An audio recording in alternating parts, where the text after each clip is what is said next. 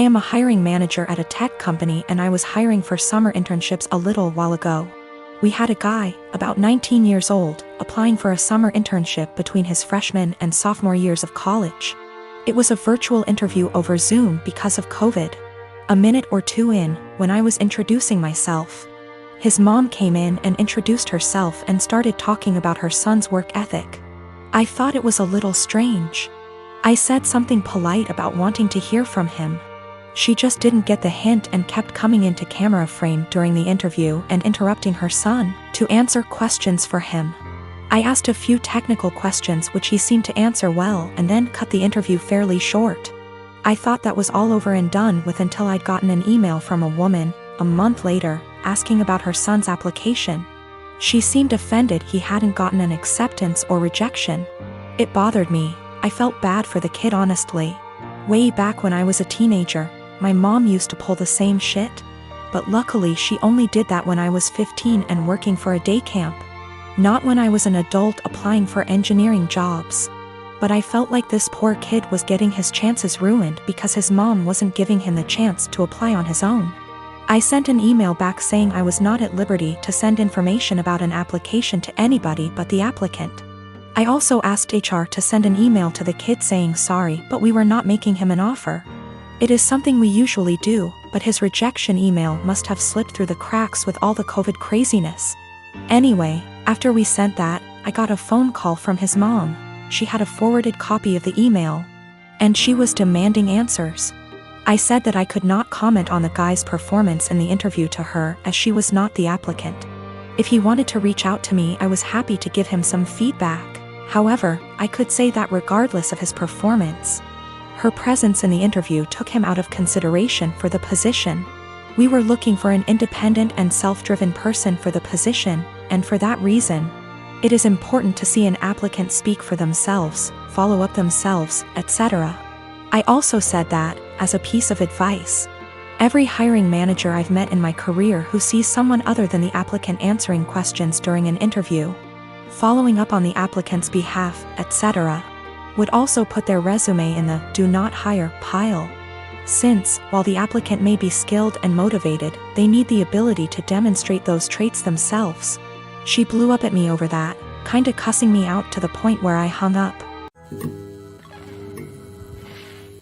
I'm a student. I have a student bank account, where my college gives me money for transport when we had physical classes, or scholarship.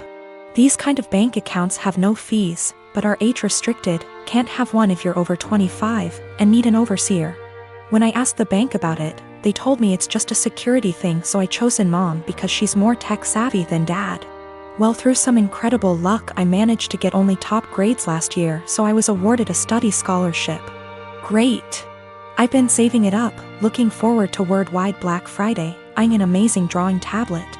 I do digital art on very old intros. The tablet I was eyeing is as big as my monitor. Is a display one and all around amazing.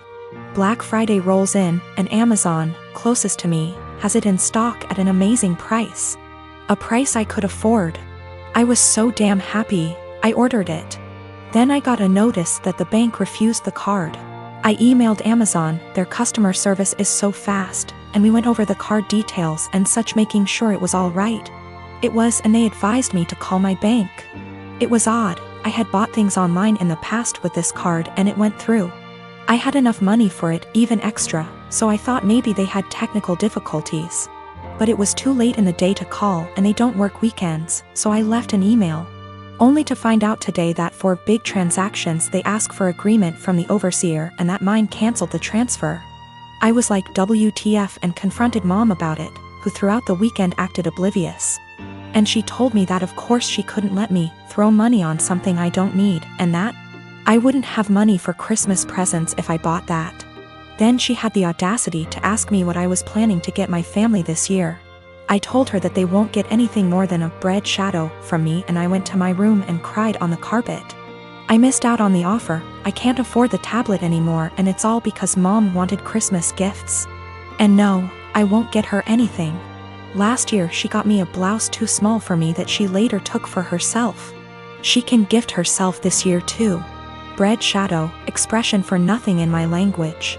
I'm going to make Dad the overseer and also open an account at another bank, a normal one, and transfer the money in small amounts to that one so I don't bother Dad with it. Also considering asking him just to be for form and the app to be on my phone so I'll be my own overseer. I am an adult in my country. I'm 20, going to be 21 in April. The law asks my parents to support me until I finish my studies or at least until I'm 26. But I plan on moving out sooner. I'll do gift my sister and Dad. They have nothing to do with the incident and I love them lots. I love Mom too but can't put up with her attitude any longer. Regarding what I'll give her, not sure yet. She didn't react like that because she got me the tablet already. It's not her character to get me something she can't use. Regarding the gift Dad's planning on and which she'll claim is from both of them, Dad is going to build a bigger enclosure for my lizard. I may wrap my lizard's old branches nice and give those to Mom, as per Christmas traditions regarding naughty kids. And she doesn't like my scaly boy at all, so double points I goose. People saying that a drawing tablet is useless.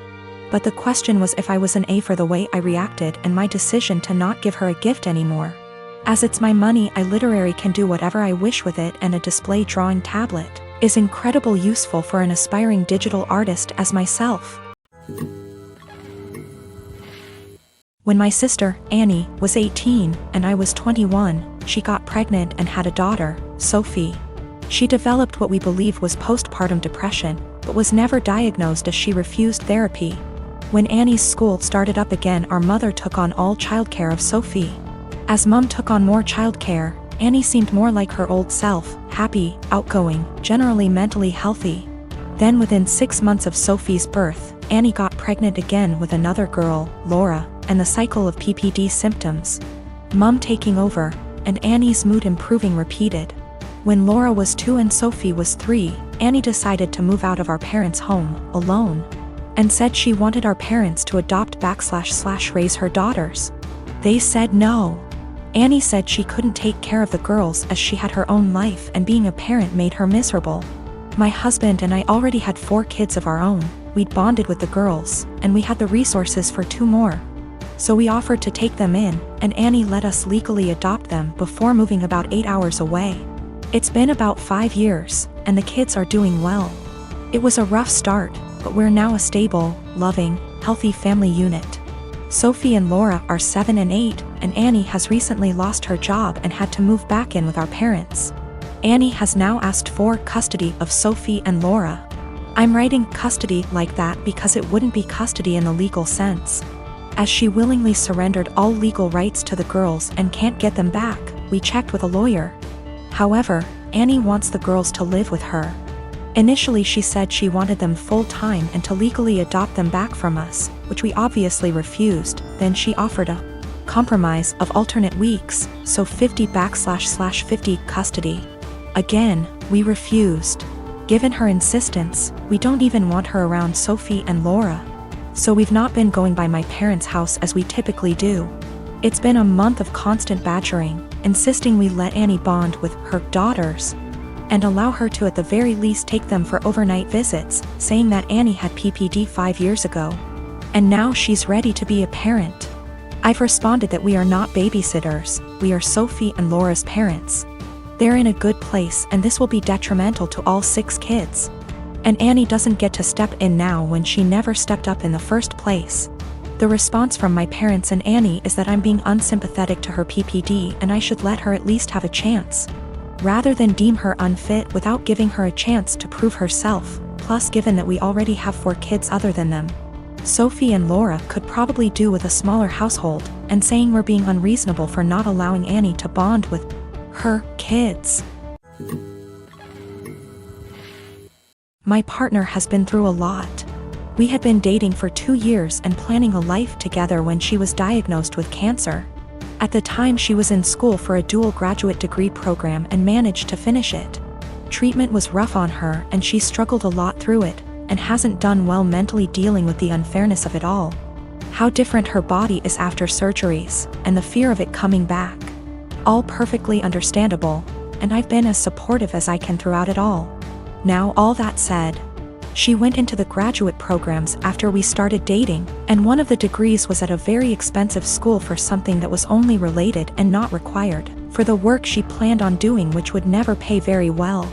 I questioned her about it gently at the time, but she was adamant about getting the expensive degree. It was her life. And we agreed it would be fine, because we could utilize public service loan forgiveness to pay off her debt that would total $100K. This was before cancer. I earn a considerable amount more than her. When we started dating, I made 4x, and even with her degrees I make 3x what she does. I've always been happy to spend money on her. And after having moved in together over a year ago and proposing shortly after, I really went into the mindset of it being our money. When we moved in, she was finishing her degrees and I covered 100% of our bills, including some tuition costs for an extra semester since she was slightly delayed by her treatment. This was totally fine because school was her job and she'd be able to contribute when she graduated, and even though I make much more, if we are both working full-time jobs, it felt fair. Now that she has graduated and started working, she is miserable at her job, mostly because she is incredibly anxious that she isn't doing it well and doesn't feel like her school prepared her. She was already prone towards anxiety and depression. She takes medicine for it. But mentally she is in a very bad spot because of all this. On top of that, she feels like she doesn't doing enough for her health, mostly exercise, to keep her healthy to reduce the cancer from coming back, but she says she is too tired after work to do much else than occasionally go on a walk. Recently she got the idea in her head to start working half weeks to give her more time to exercise and stress her out about work less. She says not knowing for sure how long she'll live has changed her priorities about working.